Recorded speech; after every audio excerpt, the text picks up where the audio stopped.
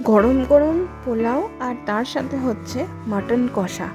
আর এটা হচ্ছে বাসমতি চালের পোলাও, বাসন্তী পোলাও হলেও, আর তার সাথে হচ্ছে মাটন কালা ভুনা। খেতে জাস্ট অপূর্ব ছিল। আর শুধুমাত্র পোলাও আর মাটন কষা নয়, তার সাথে খেয়েছিলাম একদম বিয়েবাড়ির ভুরি ভোজ। হ্যালো এভরিওয়ান, আজকে চলে এসেছি আসানসোলের পোস্ত রাজবাড়িতে, যেটা হচ্ছে ভূতের রাজা দিল বরের একটা সিস্টার কনসার্ট। আর পোস্ত রাজবাড়িতে কীরকম কী খাওয়া দাওয়া করলাম সেটাই চলুন আজকের ভিডিওতে আপনাদের সাথে শেয়ার করব। তো ঢুকেই প্রথমে দেখা হয়ে গেল মা অন্নপূর্ণার মূর্তির সাথে। তারপরে আমরা ভেতরে চলে গেলাম। ভেতরটা দেখলাম বেশ বড়। অ্যাম্বিয়েন্সটা প্রথমে ভীষণ ভালো ছিল। আমরা গেছিলাম ওই দুপুর 1:30 নাগাদ, আর তখন বেশ ছিমছাম ছিল আর খুব সুন্দর সুন্দর বাংলা গান চলছিল পুরোনো দিনের। শুনতে খুবই ভালো লাগছিল। ভেতরের অ্যাম্বিয়েন্সটা জাস্ট অপূর্ব। বেশ একটা রাজার বাড়ির একটা ফিলিং আসছিল, যেহেতু পোস্ত রাজবাড়ির নাম। আমার তো খুবই ভালো লেগেছে। বাট আস্তে আস্তে দেখলাম ভিড়টা বাড়ার সাথে সাথে একটু করে ক্যাওস আরম্ভ হয়ে গেল। সেটাতে পরে আসছি। তো ঢোকার সাথে সাথে আমরা একটা টেবিল সিলেক্ট করে বসলাম, আর তারপর ওরা জ্বালিয়ে দিয়ে গেল প্রদীপটা, যেরকম প্রতি কটা টেবিলে একটা করে প্রদীপ জ্বালিয়ে দিয়ে যায়। তারপর হচ্ছে এখানে বসে বসে একটুখানি অ্যাম্বিয়েন্সটা এনজয় করছিলাম। সেই করতেই এসে গেল আমাদের মেনু কার্ড। তো মেনু কার্ড তো নয়, যেন বাড়ির দলিল, বিশাল বড় একটা ফাইল। চলুন শেয়ার করি মেনু কার্ডটা আপনাদের সাথে। আমি পুরো মেনু কার্ডটার একটা ভিডিও বানিয়ে নিয়ে এসেছি, যাতে করে কতটা দামের পার্থক্য হয় অনলাইনে আনাতে গেলে সেটা একটা দেখতে পাবো। আর সেকেন্ডলি কোন জিনিসের কোন পদের কত দাম সেটাও আপনাদের সাথে আমি শেয়ার করতে পারবো।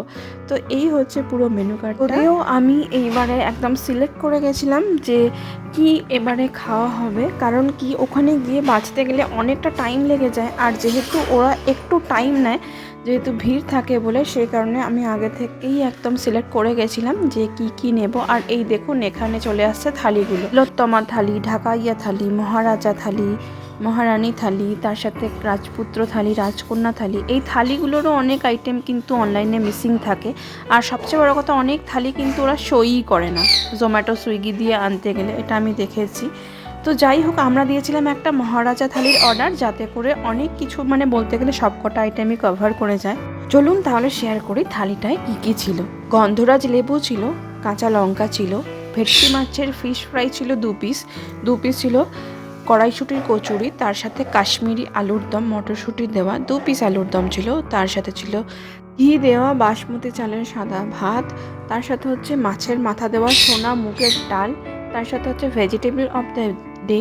তো ভেজিটেবল অফ দ্য ডেতে আমাদেরকে দিয়েছিল হচ্ছে ভেটকি মাছের মাথা দিয়ে কাঁটা চচ্চড়ি, ফুলকপি আলু ইত্যাদি দিয়ে, তার সাথে হচ্ছে ভেটকি মাছের পাতুরি, ইলিশ মাছের ভাপা, তার সাথে হচ্ছে গলদা চিংড়ি মালাইকারি, আর ছিল পোলাও, বাসন্তী পোলাও, আর তার সাথে হচ্ছে মাটন কষা।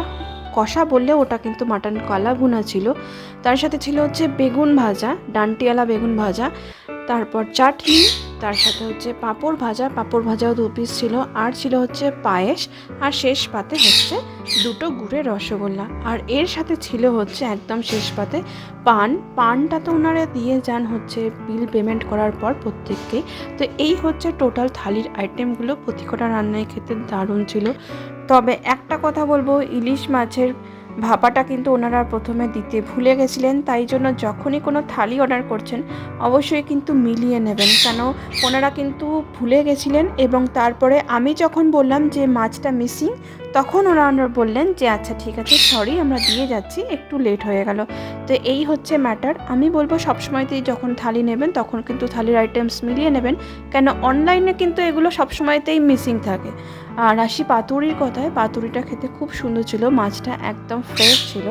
আর আমার সব থেকে ভালো লেগেছে প্রতিকটা রান্নার মধ্যে ফিশ ফ্রাইটা এত ভালো লেগেছে কল্পনার বাইরে। আর তার সাথে সেকেন্ড হচ্ছে মালাইকারিটাও ভালো ছিল চিংড়ি মাছের। ইলিশ মাছটা আমার খুব একটা ভালো লাগেনি। তার সাথে হচ্ছে আমরা আরও একটুখানি ভাত নিয়েছিলাম, কারণ ভাত এবং পোলাও দুটোরই কোয়ান্টিটি খুবই কম ছিল। এক্সট্রা একটা রাইস নিয়েছিলাম। পোলাওটাও খুব সুন্দর ছিল, একদম হালকা ঝরঝরে পোলাও। বাট বাসন্তী পোলাও একটুখানি যদি গোবিন্দভোগ চালের হয় তাহলে মনে হয় বেশি সুন্দর হয়। Otherwise it was very very tasty. খালি মাটনটা নিয়ে বলবো, এটাতে ঝালের পরিমাণটা অতিরিক্ত ছিল। এত বেশি ঝাল ছিল যে গ্রেভিটা জাস্ট খাওয়া যাচ্ছিল না। শেষে পায়েস দিয়ে খাচ্ছিলাম। পায়েসটাও খেতে খুব সুন্দর ছিল, একদম যেন মনে হচ্ছিল পুরো ক্ষীরের মতন খাচ্ছি পায়েসটা। এই ছিল ওভারঅল এক্সপিরিয়েন্স আমাদের। কিন্তু পোস্ত রাজবাড়ি আসানসোলে যেটা রয়েছে ডলি লজের জাস্ট উল্টোর দিকে, আমাদের কিন্তু দারুণ লেগেছে। আর এই হচ্ছে টোটাল অ্যাম্বিয়েন্সটা পুরো রেস্টুরেন্টে। যখন আমরা ফিরছি তখন বিশাল ভিড় হয়ে গেছিলো, আর মানুষজন একটু অফেন্ডেডও হচ্ছিলেন কারণ অর্ডারগুলো ডেলিভারি দিতে বেশ লেট হচ্ছিল। তাই আমি বলবো 1টা থেকে 1:30টার মধ্যে যাওয়ার চেষ্টা করবেন, তারপরে কিন্তু ভিড় বাড়তে আরম্ভ করে। আর শেষ পাতে ছিল পান। এই হচ্ছে আমাদের পোস্ত রাজবাড়ির এক্সপিরিয়েন্স। আপনাদের কেমন লাগলো এই ভিডিওটা জানাতে ভুলবেন না। ভালো লাগলে please do like, comment, share and do subscribe. Bye, খুব ভালো থাকবেন, দেখা হবে খুব শিগগিরই। Tata, bye by.